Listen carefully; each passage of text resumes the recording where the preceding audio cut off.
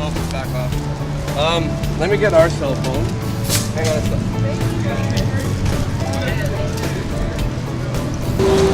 There's only one Ric Flair. Maybe that's my strategy here. Seems like the smoke is going away a little bit in the skies. You can still see it, but not as bad as the other days. From yesterday, from doing the drone flights too, you can kind of notice with the extra height, you can actually go over a lot of the buildings. So it's basically a different perspective and all.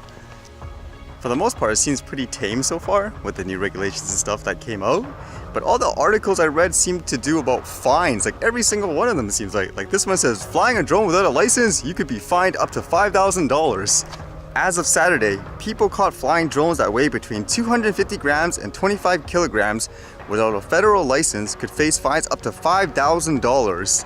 And again, most of the articles seem to focus on this with the headline, "You will get fined."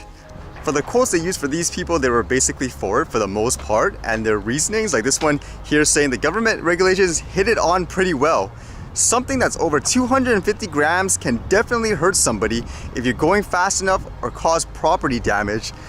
And this was the kind of common theme quote. It says, Calgary area drone user Chris Healy also likes the regulations because he no longer needs special permission each time he wants to fly.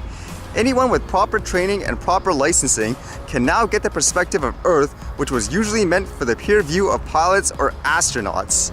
It's kind of interesting quotes because depending on how you're looking at it and which angle, for example, are you viewing this before there were any regulations at all, like no interim orders and so forth, or are you viewing it when that was in place? Because it's kind of different, especially talking about things like the view was normally meant for pilots or astronauts. I mean, to my understanding, there were people flying stuff like this all the time before there was a hysteria. They were probably capturing images and stuff as well.